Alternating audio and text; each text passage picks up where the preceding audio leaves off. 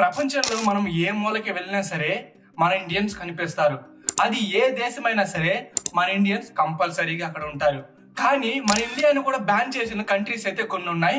కొన్ని బ్యాన్ చేస్తే కొన్నిటికైతే మన ఇండియన్స్ వెళ్ళడానికే ఇష్టపడరు. దాదాపుగా 100 మందిలో 15 మంది కంపల్సరీగా ఏదో ఒక కంట్రీకి అయితే మన ఇండియన్స్ వెళ్తూ ఉన్నారు. మనకు 195 కంట్రీస్ ఉంటే అందులో దాదాపుగా ఆల్మోస్ట్ అన్ని కంట్రీస్ లో కూడా మన ఇండియన్స్ ఉన్నారు. కొంతమంది ఎడ్యుకేషన్ పర్పస్ అయితే, కొంతమంది వర్క్ కోసం అయి ఉండొచ్చు, కొంతమంది విజిటింగ్ కోసం అయి ఉండొచ్చు.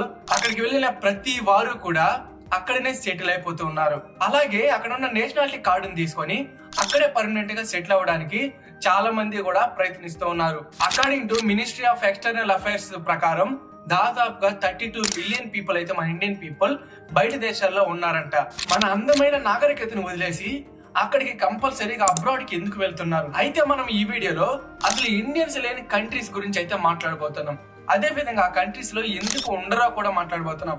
ఇలాంటి ఎన్నో ఇంట్రెస్టింగ్ విషయాలు ఈ వీడియోలో ఉన్నాయి. వీడియో అయితే చాలా ఇంట్రెస్టింగ్ ఉండబోతుంది, అదే విధంగా క్రేజీగా ఉండబోతుంది. సో వీడియోని స్కిప్ చేయకుండా ఎండ్ వరకు చూడండి. వీడియోలో ముందుకెళ్లే ముందు మీరు కనుక మన ఛానల్ కొత్తగా విజిట్ చేసినట్లయితే ప్లీజ్ మన ఛానల్ సబ్స్క్రైబ్ చేసుకొని పక్కనే ఉన్న బెల్ ఐకాన్ ఆల్లో పెట్టుకోండి. Hello my dear BT squad,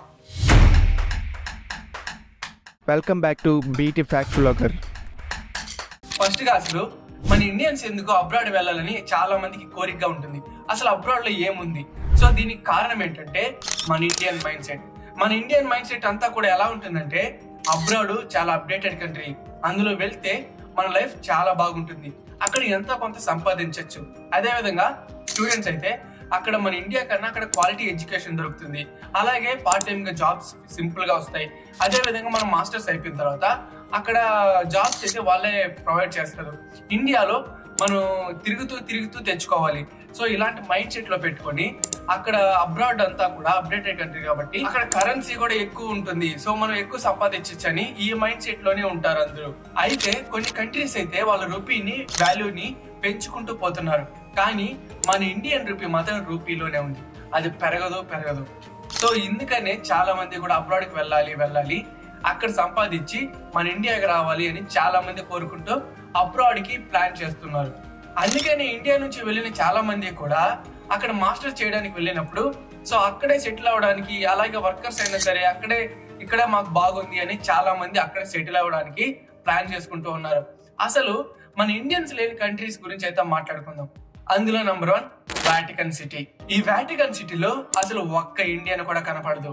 ఈ వాటికన్ సిటీ వరల్డ్ లోనే స్మాలెస్ట్ కంట్రీ. సో ఈ కంట్రీ మొత్తం కూడా 44 కిలోమీటర్లు మాత్రమే ఉంటుంది. అండ్ ఈ సిటీ కూడా రోమ్ చుట్టూ ఉంటుంది. సో ఇక్కడ ఉన్న ప్రజలందరూ కూడా రోమన్ క్యాథలిక్ ధర్మాన్ని అయితే పాటిస్తారు. ఇక్కడ జనాభా చాలా తక్కువగా ఉంటారు. అందుకనే ఈ వాటికన్ సిటీకి ఎవరు కూడా ఒక్క ఇండియన్ కూడా కనిపించడు.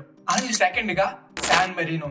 ఈ శాన్ మెరీనో యూరోప్ లోనిదే ఒకటి, కానీ ఈ శాన్ మెరీనో యూరోప్ కి చాలా పురాతనమైనదని చాలా మంది పిలుస్తారు.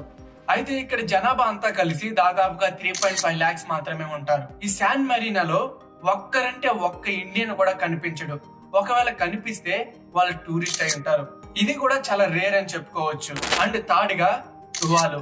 గతంలో దీన్ని ఏలిస్ దీవులుగా పిలిచేవారు. ఇది పెసిఫిక్ ఓషన్ లోని నార్త్ ఈస్ట్ లో ఉంటుంది. ఇక్కడ ప్రజలందరినీ కలిపితే దాదాపుగా 10,000 మంది మాత్రమే ఉంటారు. అది కూడా వీళ్ళ రోడ్స్ అన్ని కలిపి 8 కిలోమీటర్స్ మాత్రమే.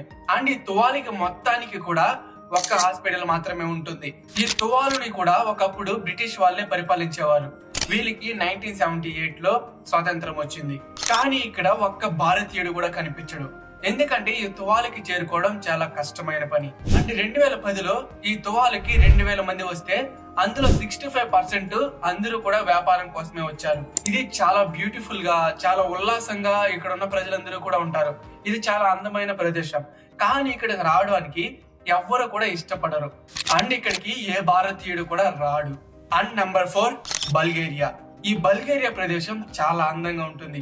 ప్రాంతాలైనా సరే, దీవులైనా సరే, కొండలైనా సరే, నదులైనా సరే. అండ్ ఇక్కడ నల్ల సముద్రం అని ఒక సముద్రం ఉంటుంది. ఇది ఎంత బ్యూటిఫుల్ గా ఉంటుందంటే అక్కడికి వచ్చిన టూరిస్టులందరినీ కూడా వాళ్ళ వైపు ఆకట్టుకుంటుంది. అంత అందంగా ఉంటుంది ఈ బల్గేరియా నల్ల సముద్రం. టూరిజం అలాగే కొత్త ప్లేసెస్, చాలా అందమైన ప్లేసెస్ చూడాలనుకునే వాళ్ళకి ఈ బల్గేరియాకి అయితే కంపల్సరీగా వెళ్ళొచ్చు. అంత అందంగా ఉంటుంది బల్గేరియాలో. ఇక్కడ దాదాపుగా 69 lakhs పీపుల్ మాత్రమే జీవిస్తూ ఉన్నారు. అయినా కూడా ఇంత అందమైన ప్రదేశంలో కూడా ఒక్క భారతీయుడు కూడా ఇక్కడ కనిపించడు. ఇక్కడ ఉన్న వాళ్ళంతా క్రిస్టియన్ తో నిండి ఉంటుంది. రోమ్ సరిహద్దులతో ఉంటుంది ఈ బల్గేరియా మొత్తం. అయితే ఇంత అందమైన దేశంలో ఒక్క భారతీయుడు కూడా కనిపించడు. అలాగే ఇక్కడికి ఏ ఒక్కరు కూడా విజిటింగ్ అయితే వెళ్లరు. ఎందుకని కారణాలు ఇంతవరకు ఎవ్వరికీ తెలియదు. అండ్ నెంబర్ 5, పాకిస్తాన్ పేరు వినగానే మీరు ఆశ్చర్యపడి ఉండొచ్చు. కానీ నిజానికి పాకిస్తాన్ లో ఒక్క భారతీయుడు కూడా ఉండడు. కానీ ఇక్కడ ఎన్ఆర్ఐస్ అలాగే పిఓఎస్ మాత్రమే కౌంట్. కానీ ఏదైనా భారతీయుడు ఖైదీలో ఉన్నా సరే వాళ్ళు కౌంట్ అయితే చేయరు. వాడు భారతీయుడు కాదు, వాడి పాకిస్తానీయే, ఇలా కౌంట్ చేసుకుంటారు. సో దీనికి కారణం మనకు పాకిస్తాన్ కి 1 డే డిఫరెన్స్ తో మనకు వాళ్ళకి స్వాతంత్రం అయితే వచ్చింది. కానీ పాకిస్తాన్ స్వాతంత్రం వచ్చిన తర్వాత కొన్ని డెసిషన్స్ రాంగ్ గా తీసుకోవడం వల్ల ఒక పెద్ద శత్రుత్వమే ఫామ్ అయిపోయింది. సో దీని వల్లే ఒకవేళ పాకిస్తాన్ కి వెళ్ళి అక్కడ ఉండాలి అనుకున్నా కూడా ఎవరైనా సరే వాళ్ళకి ఇష్టం ఉన్నా సరే అక్కడికి వెళ్ళరు. ఎందుకంటే అక్కడ ఒక ఇండియన్ కనిపించినా సరే వాళ్ళు ఏదో పెద్ద దేశద్రోహిలాగా చూస్తారు. ఎప్పుడు అటాక్ చేస్తారో తెలీదు, ఎప్పుడు చంపేస్తారో తెలీదు. వాళ్ళకంతా టూరిస్ట్ అని విజిటింగ్ అని ఏది కూడా పట్టించుకోరు. సో దీనికోసమనే శత్రుత్వం ఎక్కువ అయిపోవడం వల్ల పాకిస్తాన్ కి ఇండియాకి అసలు పడదు, పొత్తే ఉండదు. సో దీని వల్ల ఒకవేళ వెళ్ళాలి అనుకున్నా అక్కడ స్టే చేయాలనుకున్నా సరే అందరూ కూడా భయపడుతూ ఉంటారు. ఒక్క మాటలో చెప్పాలంటే పాకిస్తానీలో ఇండియన్స్ అందరూ బ్యాన్. సో గైస్, ఈ వీడియో ఇన్ఫర్మేషన్ మీకు యూజ్ అయ్యే ఉంటుంది అనుకుంటున్నాను. ఒకవేళ ఈ వీడియో కానీ మీకు ఇన్ఫర్మేటివ్ గా అనిపిస్తే వీడియోని లైక్ చేసి అలాగే మన ఛానల్ ని సబ్స్క్రైబ్ చేసుకొని పక్కనే ఉన్న బెల్ ఐకాన్ ఆల్లో పెట్టుకోండి. మీరు చేసిన సబ్స్క్రైబ్ అండ్ లైక్ నాకు ఇంకా ఇలాంటి వీడియోస్ చేయడానికి మోటివేట్ గా ఇన్స్పైర్ గా ఉంటుంది. సో దట్ నేను ఇంకా ఇలాంటి మంచి టాపిక్స్ అండ్ మంచి వీడియోస్ అలాగే మీడియా కవర్ చేయనిటివి కూడా నేను కవర్ చేయడానికి ఒక ఇన్స్పైర్ గా ఒకవేళ చేయాలి అనిపిస్తూ ఉంటుంది. సో మీరు ఇచ్చే సపోర్టే నన్ను ఇంకా నడిపిస్తుంది. Thanks for watching my dear lovely BT squad.